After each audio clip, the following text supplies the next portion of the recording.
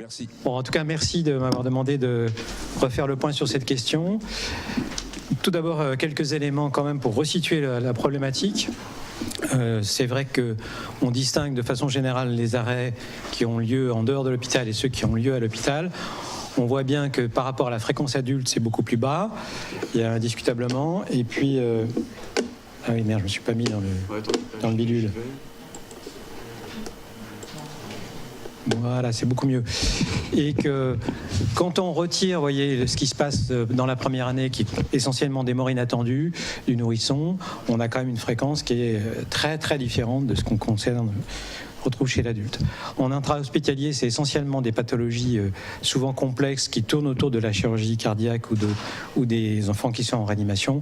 Un certain nombre d'enfants aussi qui arrivent aux urgences, parfois avec des situations instables. On reverra ça tout à l'heure dans la prévention. Au niveau des causes, c'est extrêmement différent, puisque pour résumer, on peut dire que la pathologie respiratoire est dominante, mais aussi tout ce qui est accidentel, tout ce qui est éventuellement infectieux grave, les atteintes neurologiques avec des enfants épileptiques faisant des états de mal complexes, et puis un certain nombre de situations de pathologie cardiaque, mais c'est pas dominant du tout. Et quand on regarde ce qui est enregistré en général lors d'un arrêt cardiaque chez l'enfant, on a dans 3 fois sur 4 une asystole, et donc ça n'est pas du tout ce que vous rencontrez vous chez l'adulte, où on a affaire plutôt à des troubles du rythme. Ça existe chez l'enfant, mais ça représente un très très faible pourcentage, comme vous le voyez sur cette diapositive. C'est bien documenté dans les littératures, il n'y a aucune ambiguïté là-dessus. Donc finalement, il y a des enfants qui sont à risque particulièrement, c'est ceux qui ont des pathologies chroniques, comme on dit souvent, avec des insuffisances respiratoires préexistantes, qui ont des affections neurologiques sévères ou des anomalies hémodynamiques constitutives ou fonctionnelles, et souvent aussi des enfants qui sont porteurs d'un syndrome malformatif complexe. Donc ceux-là peuvent faire des arrêts cardio-respiratoires aussi bien en extra qu'en intra-hospitalier, mais ils sont à risque quand une complication survient. Le pronostic de l'arrêt cardiaque de l'enfant est aussi quelque chose de très mauvais quand on regarde cette littérature de façon générale. En dehors de l'hôpital, on atteint péniblement les 10%, et à l'hôpital, pour des raisons bien compréhensibles en raison du plateau technique disponible, c'est un petit peu mieux. On y reviendra tout à l'heure sur un certain nombre d'aspects pronostiques. Chez l'adolescence, ça se rapproche de ce que vous connaissez. Il y a des choses beaucoup plus positives. Reconnaître l'arrêt pour le public, pour les sauveteurs entre guillemets, n'est pas forcément difficile, puisque c'est souvent sur l'absence de signes de vie, comme on dit. Un enfant qui est donc très perturbé sur le plan de la conscience, qui ne bouge plus, qui ne réagit plus, ne respire plus. En général, c'est pas si compliqué à reconnaître. Et donc finalement, on va regarder d'abord la réanimation de base telle qu'elle est recommandée. Je me suis référé, comme vous en doutez, aux recommandations européennes de l'ERC, puisque c'est celle qu'on applique de façon générale aussi bien dans l'enseignement du public que de nos internes, et qu'on applique sur le terrain. La première chose, c'est l'appel à l'aide.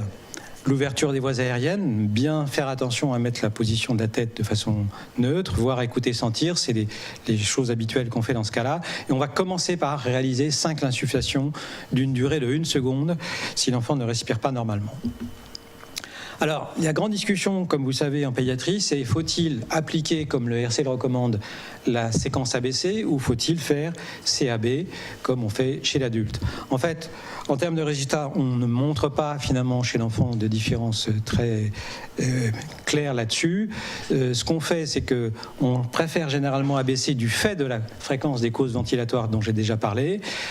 C'est vrai que l'Association américaine de cardiologie préconise plutôt le CAB pour ne pas modifier ce qui a déjà été enseigné depuis 2010 et débuter par 30 compressions, mais ça a quand même un effet de retard sur la première insufflation quand elle est donnée par un seul sauveteur, et même quand il y a 2 sauveteurs, on a quand même un certain décalage. Donc c'est vrai que c'est quand même pas l'idéal dans une situation où la cause ventilatoire est prédominante. Donc dans le RC, c'est clair, c'est ABC qu'on préconise parce que c'est ce qui est enseigné depuis longtemps, et ne pas changer finalement, c'est souvent le plus simple. La morale de tout ça, c'est que de façon logique, on fait bien que ce qu'on pratique souvent, et donc finalement faites aussi essentiellement ce que vous savez faire de façon générale bien, et ça sera souvent relativement efficace. Alors, L'absence de ventilation est quand même montrée dans la littérature comme étant moins bonne en termes de pronostic, puisque vous avez ces deux publications, une japonaise et l'autre, je ne sais plus de quel pays, qui montrent que finalement, quand on a soit un arrêt non asphyxique, soit un arrêt asphyxique, le fait de ne pas avoir eu d'insufflation pour démarrer la prise en charge a quand même un effet qui n'est pas forcément favorable sur le pronostic. L'ouverture des voies aériennes, donc, c'est quelque chose de très important, sans avoir trop d'hyperextension, de façon classique, hein, avec, quand on a un risque éventuellement au niveau du rachis, de faire attention à bien déplacer en antépulsion la mâchoire inférieure. Et selon l'âge, on va avoir des petites différences, puisqu'avant 1 an, on fera plutôt le bouche-à-bouche nez, et après 1 an, le bouche-à-bouche classique. Et bien entendu, ce qui est important, c'est de regarder latéralement pour voir si on obtient un soulèvement efficace lorsqu'on effectue ce geste. C'est ça qu'on essaye d'apprendre dans les formations. Donc c'est le début de cet arbre décisionnel que je viens de vous montrer, hein, sur le démarrage. On va donc vérifier s'il y a des signes de vie qui réapparaissent ou qui sont performants. Et la recherche d'époux n'est pas recommandée de façon systématique, puisqu'elle peut souvent être une perte de temps si elle est pas toujours si facile chez l'enfant du fait des conformités anatomiques. Le cou est souvent court et on peut assez facilement quand même trouver un pouls brachial, mais on préconise de ne pas perdre trop de temps et de faire que ce soit très court, moins de 10 secondes. On va s'attarder 2 minutes sur les compressions thoraciques. Elles vont être effectuées de façon différente, hein, en termes de profondeur par rapport à l'âge. Plutôt 4 cm chez le nourrisson, 5 chez l'enfant un peu plus âgé, en gros jusqu'à la puberté. Et puis après, chez l'adolescent, 6 cm. 100 à 120 par minute, un ratio de 15/2. Avant 1 mois, de façon très particulière, mais on n'y s'y attardera pas, on est plus comme chez le nouveau-né dans un rapport de 1/3. Et après la puberté, on va retrouver ce que vous connaissez chez l'adulte. On fera appel immédiatement au secours que lorsqu'on est 2, parce que c'est plus facile, mais même quand on est seul, on peut très bien se servir de son portable qu'on met avec le haut-parleur et commencer les gestes. On fera appel éventuellement au secours, parce qu'on aura peut-être la possibilité d'avoir un DEA assez rapidement, s'il n'y en a pas un sur l'endroit où on se trouve. Et c'est un élément important, surtout quand il y a un arrêt devant témoin, brutal, sans prodrome, qui serait plus en faveur d'une anomalie du rythme. Les compressions avant 6 mois, parce qu'on peut enserrer le thorax avec ses doigts en arrière et ses pouces en avant sur le tiers inférieur du sternum. Ça, c'est bien clair dans les petits schémas de RC. Lorsqu'on a un enfant qu'on ne peut plus enserrer avec ses doigts, on va faire avec 2 doigts, de façon classique. Et ensuite, en fonction de l'âge, on va rejoindre très progressivement le massage cardiaque tel que vous le réalisez. D'abord à une main jusqu'à la puberté, puis souvent avec 2 mains, de façon presque similaire à ce qu'on a vu chez l'adulte. Donc on retrouve notre art décisionnel pour la réanimation de base, hein, que vous retrouvez avec l'enchaînement, les compressions associées aux insufflations. Quand on a une équipe médicalisée qui va arriver, appelée par les intervenants initiaux, eh bien on va passer donc à une prise en charge différente avec une ventilation au bas vue. On verra sur une diapositive suivante les caractéristiques qu'on exige aujourd'hui de ce genre d'appareil chez l'enfant. Le RC préconise de l'oxygène pur pendant la phase initiale, mais très rapidement, on va s'adapter, une fois la récupération obtenue, si on l'obtient, à une FE2 plus proche de ce qui est nécessaire, en essayant d'éviter quand même d'être dans une tendance hyperoxique. Là, ça rejoint un peu les préoccupations qu'on a chez les enfants plus jeunes et que je crois vous commencez aussi à avoir chez l'adulte, d'éviter l'hyperoxie après cette phase éventuelle d'asphyxie potentielle, parce qu'elle peut être délétère. La sonde à ballonnet, ça pose plus de questions aujourd'hui. On oublie tout ce qu'on a pendant longtemps préconisé. Il faut utiliser des choses simples par voie orale. Dès les quelques semaines de vie, ça pose aucun problème. Avec des diamètres qui vont être extrêmement variables, bien entendu, avec l'âge de l'enfant. Souvent, on va démarrer autour de 3 à 5 à 4, et puis progressivement, avec cette petite formule, après 2 ans, vous allez pouvoir trouver le diamètre qui convient, ou parfois regarder aussi les doigts de l'enfant de la main. La pression du ballonnet, il n'y a rien de nouveau. Et bon, ce qui a changé, c'est qu'on a des respirateurs de plus en plus performants qui vont nous permettre de bien gérer les situations en termes de ventilation, en étant très attentif, on le reverra tout à l'heure, à tout ce qui va concerner la gestion de la PCO2 et qui dispose de plus en plus aussi de CO2 expiré sur les cadrans de l'appareil, ce qui est quand même assez intéressant. Alors le bas vu, il est important de faire attention à son volume. en dessous de 10 kg, plutôt le 500 et après le 1,5 kg. Faire attention surtout au rythme qu'on donne en termes de ventilation, à respecter une égalité de temps inspiratoire et expiratoire et faire des insufflations d'au moins 1 seconde, voire 1,5 secondes, en évitant les fuites, en faisant attention aussi à pas comprimer les yeux. Souvent les masques ronds sont plus adaptés et ceux qui sont transparents sont bien adaptés à bien regarder ce qu'on fait, éviter les fuites et être efficace. On doit avoir un bon soulèvement et on doit avoir une amélioration des paramètres. Dès qu'on aura intubé l'enfant, on pourra se passer de respecter l'alternance et faire de façon continue les 2 gestes. Un petit mot sur la voie d'abord. Aujourd'hui, on privilégie bien entendu la rapidité, c'est évident. Souvent, la voie périphérique, elle est difficile à obtenir, surtout si on a des enfants qui ont des troubles hémodynamiques préexistants, qui ont été à l'origine de cet arrêt cardiaque. Et donc, la voie intra-osseuse est vraiment très rapide à mettre en place, avec les petits perforateurs dont on dispose depuis quelques années. Ça ne pose pas de problème particulier. Il y a juste une chose que je voudrais vous signaler, c'est que la petite aiguille rose, il faut souvent la cantonner à une très courte période dans la vie des enfants et que très souvent il faut passer à l'aiguille bleue, sinon on va avoir beaucoup d'échecs en raison de la profondeur et on va se retrouver souvent en perte de la voix parce qu'on aura utilisé une aiguille trop courte. Souvent en choisissant entre ces deux-là, en positionnant l'aiguille à travers la peau, et on arrive à voir en étant en appui sur l'os, si on a ou pas un petit repère visible, et à ce moment-là, ça permettra d'utiliser l'aiguille qu'on aura choisie, sinon il faudra prendre la taille au-dessus.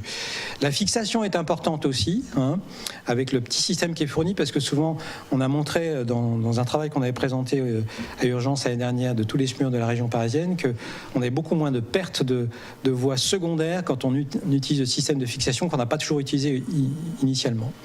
On peut passer à la tête humérale à partir de 6 ans, ce qui est quand même intéressant, ce qui est proche de ce qu'on connaît chez adultes. Le repérage n'est pas difficile et tout ça aussi en simulation, ça prend en simulation procédurale et de plus en plus les gens sont à l'aise avec cette problématique. L'arbre décisionnel de la réanimation pulmonaire médicalisée, il est bien connu, là on l'a francisé. Maintenant ce qui va être intéressant, c'est de s'attarder sur la problématique de savoir si on va avoir ou pas à défibriller. Et ça c'est un élément important. Quand on aura, en analysant le rythme, le fait qu'on n'a pas de rythme défibrillable et que la machine, si c'est un truc automatique, vous conseille de ne pas le faire, eh bien c'est vrai que l'adrénaline va trouver toute sa place, bien entendu, comme d'habitude, avec des réinjections régulières, tout en continuant à ventiler et à respecter le monitorage qu'on verra plus tard. Donc l'adrénaline, la posologie n'a pas changé, c'est toujours 10 gamma kilo, aussi bien en IV qu'en IO, pour les premières doses successives. Lorsqu'on a éventuellement des troubles du rythme, c'est de préférence l'amiodarone qu'on va commencer à 5 mg kg en bolus. Il y a une discussion qui est en cours toujours sur la lidocaïne. Il y a une seule étude finalement pédiatrique intéressante qui est celle que je vous ai rappelée ici de 2014, qui avait beaucoup de défauts en termes de méthodologie et qui finalement n'était pas très convaincante. Donc pour l'instant, on n'a pas modifié finalement tellement nos habitudes et la recommandation forte, c'est plutôt l'amiodarone. La place du bicarbonate est très faible, on le sait bien. C'est seulement dans des situations très particulières et plutôt quand on aura documenté les choses qu'on pourra l'utiliser, en cas d'hypercalémie éventuellement. Et il faut faire attention, on le reverra par rapport à l'histoire de la glycémie, à plutôt utiliser comme vecteur pour toute la préparation des produits qu'on va injecter du sérum salé isotonique parce que c'est quand même plus responsable par rapport à la glycémie.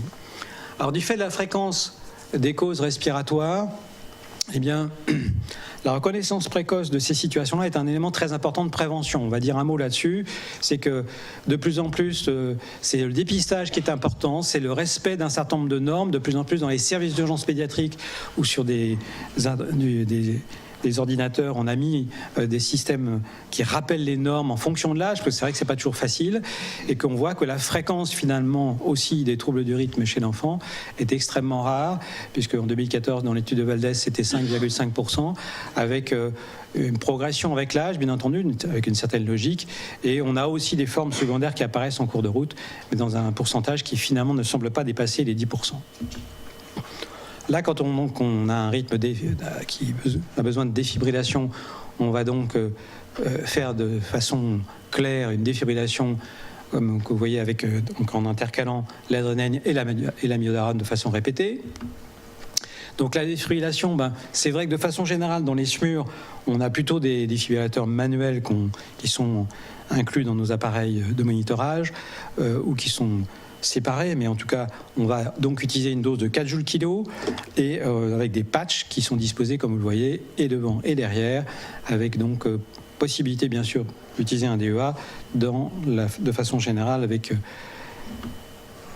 On essayera d'éviter tous ces éléments que vous voyez rassemblés là, ces fameux 4H, 4T. L'hypoxémie, c'est quand même ce qu'il faut souvent rechercher initialement, et l'hypovolémie. Ça dépend bien sûr du contexte. Les troubles ioniques, c'est plus difficile à documenter sur le terrain. L'hypothermie, on en reparlera tout à l'heure. Et bien entendu, l'échographie peut aider à repérer un pneumothorax. Elle est de plus en plus aussi incluse dans nos problématiques, tout comme vous. Et c'est un élément qui est quand même très très utile. On peut parfois se servir de la transillumination, mais c'est moins facile à utiliser. En post-récupération, puisqu'on espère que ça aura marché, eh bien, on a deux choses intéressantes. Une sur laquelle je ne vais pas beaucoup parler, puisque c'est Pierre-Louis qui va l'aborder, c'est l'ECMO, mais surtout faire attention au monitorage. Le CO2 expiré est quand même un élément très utile, bien sûr, évidemment, initialement pour la vérification de la sonde d'intubation, mais surtout pour guider les compressions. Il y a de plus en plus de solutions interactives avec les moniteurs pour permettre d'améliorer l'efficacité des compressions et avoir un retour de ce qu'on fait. Et il n'y a pas de seuil absolument défini pour l'instant. Il y a une étude qui parle au-dessus de 15 mm de mercure. Et donc l'ECMO, je laisserai Pierre-Louis en parler, en sachant qu'elle a quand même une place de plus en plus dans un certain nombre de situations. Dans la phase post-réanimation, il y a cette fameuse dysfonction myocardique qu'il faut prendre en compte en faisant attention à maintenir une pression artérielle correcte pour l'âge, en jouant sur le remplissage des inotropes. L'écho peut-être aidera de plus en plus en préhospitalier là aussi à essayer de définir la place de ces deux types de situations thérapeutiques. Attention à la normoxie, c'est très important. Ne pas dépasser par exemple 95-96%, c'est largement suffisant. Surtout attention à l'hypocapnie, c'est ce qu'il y a de plus délétère. L'hyper aussi bien sûr, mais l'hypocapnie c'est plus souvent ce qu'on risque du fait du choix des paramètres. Attention à pas trop de volume courant, ne pas dépasser 7 ml/kg. Attention à la fréquence qu'on choisit quand on est sur des respirateurs classiques. Et la température, on va juste dire un mot. C'est vrai que le plus important, c'est d'éviter l'hyperthermie, parce que ça peut arriver parfois qu'on soit rapidement dans cette direction. La place de l'hypothermie, elle n'est pas très bien définie actuellement, parce qu'il y a des études chez l'enfant qui sont assez contradictoires. Il y a une grosse étude de 2015 de Moller qui était peu démonstrative et qui concluait que finalement, aujourd'hui, il n'y a pas de différence claire entre la normothermie et une hypothermie modérée. Et donc, pour l'instant, ce n'est pas quelque chose de consensuel. Attention à la normoglycémie, c'est relativement plus facile. Ça, c'est les données de Moller de 2015 qui montraient que finalement, quand on regarde les chiffres, ce n'est pas statistiquement différent entre le groupe hypothermie et le groupe normothermie. Donc, pour l'instant, on est encore dans l'expectative.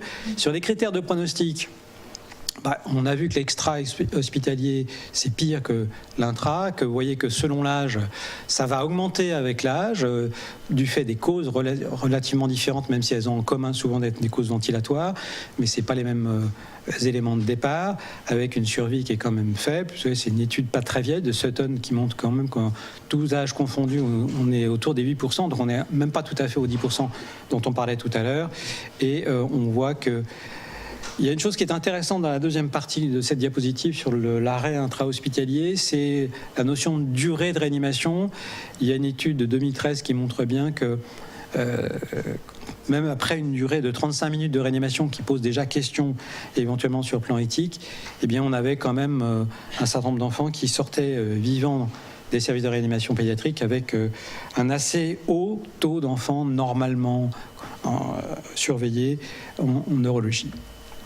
Alors justement, un mot sur l'éthique. Traditionnellement, on essaye de passer les 20-30 minutes, de se poser des questions sur l'intérêt de la poursuite. Et puis, il y a justement ce que je viens de vous montrer et un autre article du BMJ qui reprenait aussi une étude de Berg qui montrait que finalement, dans une population qui avait été réanimée à plus de 35 minutes, il y avait quand même là aussi un pourcentage relativement élevé d'enfants qui sortaient pas trop mal sur le plan neurologique de réanimation. Donc c'est pas toujours simple de donner un avis sur cette question. Souvent ce qu'on fait, c'est qu'on essaie d'emmener l'enfant en réanimation où la décision sera plutôt prise dans ce contexte-là que sur le terrain, ce qui est plus difficile. Un mot sur l'aspect présence des parents. Ça a été montré chez l'adulte déjà. Il y a aussi pas mal d'études qui montrent que proposer aux parents d'assister à la réanimation cardio-pulmonaire et éventuellement, si malheureusement ça échoue, rester présent pour le moment du décès et de l'arrêt des procédures de réanimation est un élément très important qui peut faciliter donc le processus de deuil, c'est indéniable, et qu'il est fondamental de respecter cette chose-là qui est souvent très bien acceptée, mais il faut que les gens ne soient pas tout seuls pendant qu'on réanime l'enfant, qu'ils soient accompagnés d'un des membres de l'équipe pour mettre un peu des mots sur la situation. Et c'est donc d'ailleurs recommandé dans une recommandation très large de société savante à la fois médicale et paramédicale de 2007. Cela dit, quand on regarde en France ce qui se passe, on est péniblement dans une étude d'Orio de l'année dernière, je crois, autour des 17-20%, donc on a encore beaucoup de chemin à faire sur ce plan-là. Le vrai sujet, c'est la formation, la prévention, donc. En fait, c'est vrai que les gestes de réanimation, quand on regarde ce qui se passe, c'est bien montré dans cette étude de Mitiga aux urgences pédiatriques, il n'y a pas beaucoup d'enfants qui ont besoin de gestes de réanimation. Et on a tous besoin de maintenir un entraînement dans nos équipes, et c'est un élément fondamental. On sait que l'entraînement en équipe a deux avantages: améliorer les reconnaissances et la prise en charge de ces détresses qui peuvent conduire éventuellement à l'arrêt cardiaque. C'est souvent ça quand même l'enfant en intra-hospitalier, et pour identifier aussi des améliorations possibles dans les services en termes d'organisation. Souvent c'est des problèmes d'organisation, de travail autour du patient, plus que des problèmes de compétences, des procédures techniques. La formation, c'est là-bas, c'est la haute fidélité. On est tous en train de développer ça, tout comme chez l'adulte en pédiatrie. Et c'est un élément très important sur le plan universitaire. Les internes sont beaucoup mieux formés de ce point de vue. L'importance du feedback et du débriefing, bien entendu, des situations difficiles et compliquées. Le fait de filmer aussi éventuellement les prises en charge, ça je fais aussi bien chez le nouveau-né que chez l'enfant plus grand dans beaucoup d'endroits. De chronométrer aussi les différents temps de prise en charge, aussi bien médicaux qu'infirmiers. Et tout ça toujours en travail d'équipe. Et puis la formation in situ dans les structures, pas seulement dans les labos de simulation, mais aussi sur les lieux, parce que là, ça reconstitue la vraie vie et c'est un élément très important. Je vous remercie.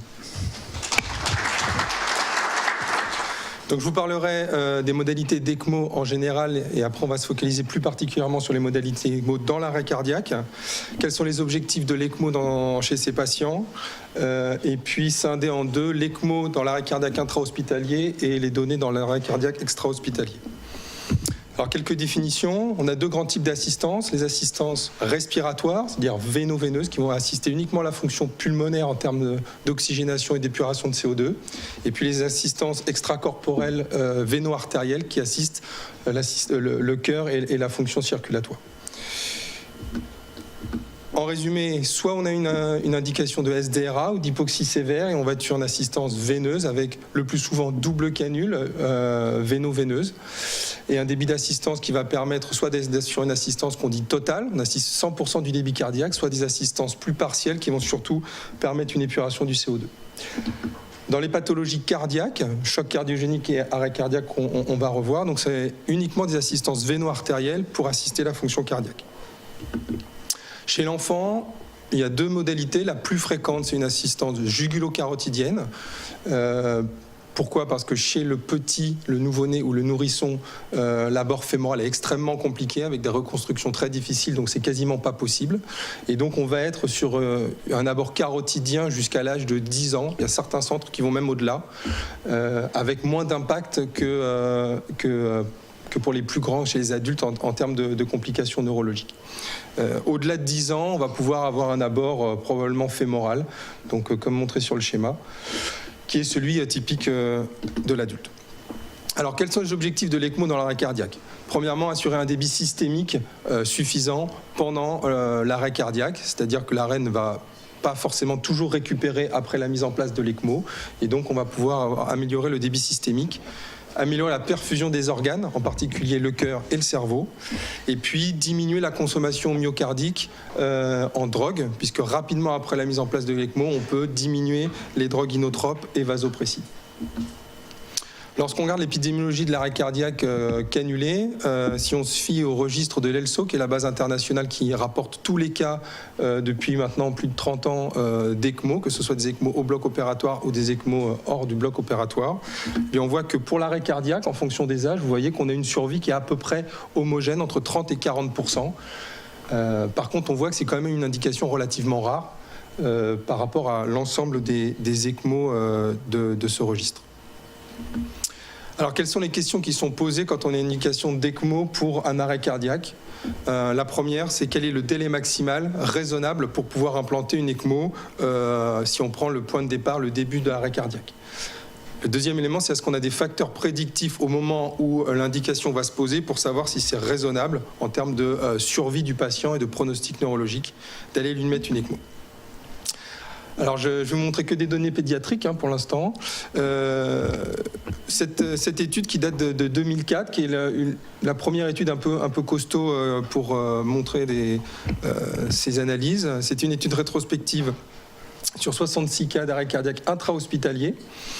Ce qui était intéressant, c'est que la survie, elle est à peu près de 33%, ce qui paraît faible, mais finalement, on s'aperçoit que dans d'autres situations, d'autres indications possibles, 33%, c'est pas si mal chez ces patients extrêmement graves.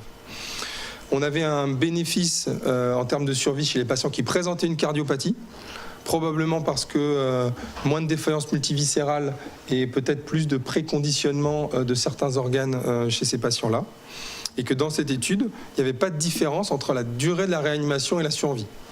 Et on voyait bien qu'au-delà de 75 minutes, on avait encore des patients survivants, même si, évidemment, vous voyez que la proportion des patients qui décèdent est quand même largement supérieure à ceux qui survivent. Et une autre étude un peu plus récente qui était parue dans PCCM en 2010, qui avait inclus plus de patients, c'était un registre américain d'arrêt cardiaque. Il y avait 199 patients pédiatriques qui avaient bénéficié d'ECMO. C'est à peu près 2 à 3% des indications d'ECMO comme on l'a vu. Une survie aux alentours de 45%. Et ce qui est intéressant de voir, c'est que quand même les patients qui survivent, il y en a plus de la moitié qui ont un bon pronostic neurologique. Donc ça vaut peut-être le coup de se battre pour ces patients-là. Et que dans les durées très prolongées, on voit au-delà de 90 minutes de réanimation, on a encore des patients qui survivent, à peu près un tiers. Et donc dans cette étude-là, on n'avait pas l'impression que finalement il y ait de limites vraiment définies de durée maximale de réanimation. Ça, c'est les résultats de la même étude. Ce qui était intéressant de savoir, c'est que sur cette cohorte-là, il n'y avait pas de différence entre les troubles du rythme annoncés, entre l'arrêt cardiaque avec témoin, ils étaient quasiment tous devant témoin. Et vous voyez que la durée de la RCP était différente, mais pas significative dans le groupe survivant. Mais par contre, que l'asystolie était un facteur prédictif de mortalité par rapport aux autres troubles du rythme. Dans cette étude qui rapportait une période un peu plus prolongée de 90 à 2006, alors 90-2006 c'est quand même une grande période où les techniques d'ECMO elles ont un peu varié, donc ça impacte un peu sur les résultats. Il y avait 61 arrêts cardiaques mis en ECMO, une survie de 38%, ce qui est comparable aux données précédentes. Par contre, dans cette étude plus récente, là on avait vraiment une différence assez nette. Au-delà de 50 minutes, il n'y avait plus du tout de survivants. Et les données qu'ils avaient affichées, c'était ça. Ceux qui survivaient avaient clairement une durée de réanimation cardiopulmonaire qui était beaucoup moins longue. Donc la question va se poser, est-ce qu'il y a une durée maximale ? On ne sait pas trop. Probablement qu'il y a encore un bénéfice chez ces patients-là, mais que clairement, plus on est précoce dans l'implantation de l'ECMO par rapport au début de l'arrêt cardiaque, meilleur est la survie, le taux de survie. Et on voit aussi que ça a un lien directement avec la durée d'hospitalisation et la durée d'ECMO. Des ECMO beaucoup plus courtes, moins de complications également dans cette étude. Les données les plus importantes, elles ont été récemment publiées donc, à partir du registre d'ELSO. Là, on a 682 arrêts cardiaques qui ont été rapportés dans ce registre, là aussi sur une période assez longue. Ce qu'on observe, c'est qu'au fur et à mesure du temps, sur les dernières années, alors depuis 2005, je n'avais pas les données à vous montrer, mais finalement, on a une augmentation quand même de cette indication. Ça reste évidemment très minoritaire par rapport à l'ensemble des indications d'ECMO chez l'enfant, mais il y a une augmentation régulière. Par contre, la survie, elle oscille et on ne voit pas vraiment de différence. Peut-être parce qu'on n'a pas encore de stratégies qui vont aller permettre d'implanter les ECMO plus précocement que ça n'est. Et les facteurs de risque qui étaient montrés dans cette étude ont également été confirmés dans d'autres études ultérieures. Donc la durée de la RCP, plus elle est précoce, mieux c'est. L'importance du pH avant la cannulation. Grosso modo, des pH inférieurs à 7, on a un pronostic de survie qui est extrêmement mauvais. Et puis en post-ECMO, la survenue d'une insuffisance rénale, de lésions cérébrales ou d'hémorragie les données publiées montrent que ceux qui survivent pas, ils ont beaucoup plus de complications hémorragiques au cours de l'ECMO. Là aussi, du fait que plus on est tardif par rapport à la réanimation, plus finalement les troubles de l'hémostase du patient vont être difficiles à gérer pendant l'ECMO. Alors les indications globales de l'ECMO, je vais passer vite parce que je voudrais surtout concentrer sur l'arrêt cardiaque. C'est quand même intéressant parce que finalement, comme je vous l'ai montré, l'indication respiratoire, c'est la première cause chez l'enfant d'arrêt cardiaque. Et finalement, chez ces malades-là qui vont être en réanimation très sévère sur le plan respiratoire, il va falloir pouvoir mettre une ECMO avant d'être dans une situation d'indication pour un arrêt cardiaque. Pour nous, c'est toujours un échec de cannuler un enfant en arrêt cardiaque. Ça veut dire qu'on n'a pas été assez précoce pour voir une indication avant. Donc les principales indications, c'est les indications respiratoires, l'hypoxie réfractaire du nouveau-né, pour laquelle on utilise souvent comme marqueur l'index d'oxygénation, qui a l'intérêt par rapport au ratio P sur F utilisé chez les plus grands, d'avoir le monitorage de la pression alvéolaire du respirateur, donc du patient. Et donc chez l'enfant, c'est surtout ce marqueur-là qu'on va utiliser, en particulier chez le tout petit. Et puis les indications circulatoires, on va y revenir dans le choc cardiogénique et le choc septique également chez le nouveau-né. En pédiatrie, l'indication respiratoire, c'est les SDRA ou les hypoxies réfractaires d'autres causes.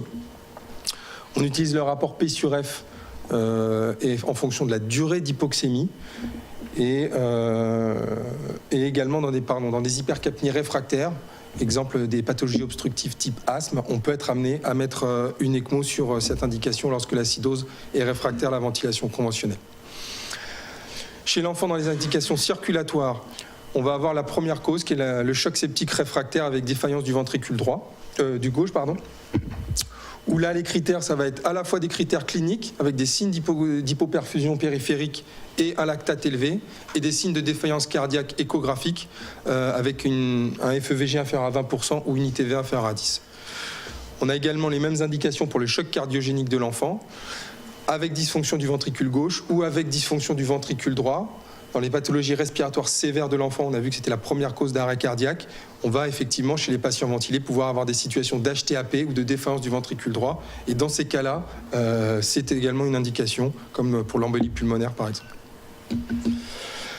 Les critères d'exclusion, il y en a de moins en moins qui sont formels. Ce qui est formel, c'est les grands prématurés, parce qu'on a beaucoup trop de complications hémorragiques, et les tout petits poids, parce que là, sur un plan technique, on a du mal à avoir des canules qui permettent d'avoir des débits suffisants. Toutes les autres contre-indications, globalement, deviennent de plus en plus relatives. Que ça soit la ventilation mécanique, ça n'est plus une contre-indication depuis qu'on est sur des stratégies de ventilation protectrice, voire ultra-protectrice. La cardiopathie congénitale, c'est pas une contre-indication, mais c'est surtout pas une indication, puisque ça veut dire qu'il faut plutôt que le patient il aille au bloc opératoire. Et puis les anomalies chromosomiques, là aussi c'est pareil, les expertises récentes font que des patients qui avaient des trisomies 21, par exemple, il y a une vingtaine d'années, ne sont plus récusés systématiquement s'ils n'ont pas de cardiopathie associée. Et les patients qui ont des déficits immunitaires, là aussi les données récentes dans des registres ELSO montrent qu'on a une survie qui est pas négligeable, qui est entre 30 et 40% en fonction de type de cancer ou de leucémie de déficit immunitaire. Et donc c'est pas non plus une contre-indication absolue. On va être au final sur une discussion au cas par cas qui est indispensable entre le réanimateur qui prend en charge l'enfant dans son centre et les médecins référents. Et c'est une discussion globale qui nécessite souvent de s'accorder à un moment très aigu parce qu'on a souvent pas beaucoup de temps pour prendre la décision. Alors si on revient à l'arrêt cardiaque, ce qui nous intéresse, on va finalement extrapoler beaucoup de données adultes à la pratique pédiatrique. Et si on considère l'arrêt cardiaque intra-hospitalier, les indications vont être absence de no-flow de moins de 3 à 5 minutes, ça c'est vraiment important. En intra-hospitalier, on aura souvent un témoin, donc on a moins cette problématique de se poser la question témoin ou pas témoin. Le cut-off important, c'est à quel moment on définit comme réfractaire l'arrêt cardiaque. Et je pense que là, effectivement, le cut-off, il n'est pas défini dans la littérature de manière formelle, mais que comme je vous l'ai montré, les données, elles vont dans le sens de plus on a une efficacité rapide de la mise en place de l'ECMO, meilleur est le pronostic. Et donc probablement qu'à 10 minutes de réanimation, il faut avoir une alerte pour se dire si au bout de 10 minutes, je n'ai pas récupéré d'activité cardiaque, je continue ma réanimation, mais j'ai appelé une équipe mobile ou une équipe spécialisée de mon hôpital pour qu'elle vienne, parce que je sais que si j'appelle 30 minutes plus tard, je vais probablement être hors délai. La durée de réanimation, moins de 60 minutes, je pense que c'est le maximum, parce qu'après, il faut rajouter la durée de la cannulation, c'est souvent 20 à 30 minutes, donc vous voyez qu'on est tout de suite dans des délais d'1h30, et là, le pronostic est quand même moins bon. Les bonnes indications quand même, c'est l'arrêt cardiaque récupéré. Mon patient qui fait un choc septique, qui fait un arrêt cardiaque, je récupère. Celui-là, je ne dois pas forcément me dire que ça y est, je suis sorti d'affaire. Il faut que je me dise que probablement, il va refaire un arrêt cardiaque. Et donc, si je peux le canuler avant qu'il refasse un arrêt cardiaque, j'augmente le pronostic. Donc, bonne indication de se poser chez ces patients-là, avec éventuellement une évaluation de la fonction cardiaque à ce moment. L'hypothermie, alors l'hypothermie pas contrôlée, l'hypothermie accidentelle, est probablement protectif chez ces patients-là. Donc il va falloir différencier celui qui est tombé dans le lac, qui s'est noyé et qui a une hypothermie, de celui qui est en arrêt cardiaque depuis trop longtemps et qui est hypotherme. Signe de vie, là aussi, plutôt bon pronostic. Et les cardiopathies, on avait déjà vu. Sur l'extra-hospitalier, on n'a pas beaucoup de données pédiatriques, je vous montrerai les données adultes, mais attention au délai d'intervention. Les critères d'exclusion, c'est ceux qu'on avait vus tout à l'heure. L'acidose, très importante. Quelques données chez l'adulte. En arrêt cardiaque extra-hospitalier et ECMO, il faut différencier deux choses. La plupart des études, c'est des arrêts cardiaques avec transfert du patient sur un centre d'ECMO qui est canulé à l'hôpital. Et on a très peu de données, mais qui commencent à arriver sur unité mobile allant canuler sur place. Dans cette étude, on avait 833 patients qui avaient été analysés. Vous voyez que la survie est beaucoup moins bonne en extra-hospitalier, 22%. Et le pronostic neurologique aussi, on a 50 à 60% qui ont un bon pronostic, mais en termes de pourcentage, c'est moins important. Lorsqu'on regarde comparativement, dans cette étude, c'était une étude sur 46 centres japonais qui était prospective, avec une stratégie qui était de comparer ceux qui ont eu de l'ECMO extra-hospitalier versus ceux qui n'ont pas eu d'ECMO. L'ECMO fait mieux que ceux qui n'ont pas eu d'ECMO, de manière importante, à la fois sur la survie et sur le devenir neurologique. Et puis une méta-analyse qui avait comparé extra-hospitalier, intra-hospitalier. Globalement, sur l'ensemble des études, pour l'intra-hospitalier, il y a un niveau de preuve qui commence à être important pour dire qu'il y a un bénéfice en termes de survie. Sur l'extra-hospitalier, vous voyez que les données, elles ne sont pas significatives pour l'instant, mais il n'y en a pas beaucoup. Alors l'UMAC, quelle est la place de l'UMAC dans cette prise en charge? Il n'y a pas beaucoup de données de la littérature. L'équipe qui publie le plus là-dessus, c'est l'équipe du SAMU adulte de Necker et Lionel Lameau, qui ont mis en place une stratégie depuis quelques années d'aller directement implanter des canules sur le site de l'arrêt cardiaque. Et les premiers résultats qu'ils avaient montrés sur cette étude qui comparait deux périodes, une période où ils avaient une stratégie libérale, ECMO dans extra-hospitalier, mais surtout intra-hospitalier, enfin transfert sur l'hôpital, versus canulation sur site. On avait quand même une diminution de la durée du low flow et une augmentation du nombre de patients canulés dans un délai raisonnable. Donc il n'y avait pas de différence sur la survie, mais il n'y avait pas assez de patients dans cette étude. Mais en tout cas, c'est vraiment une stratégie qui commence à être intéressante. Alors, est-ce qu'il y a des choses dans la littérature chez l'enfant? Très peu de données pédiatriques sur ECMO et arrêt cardiaque extra-hospitalier. Rien sur l'UMAC. Les seules données que j'ai pu trouver pour extra-hospitalier, vous voyez, c'était une étude qui rapportait une série de cas.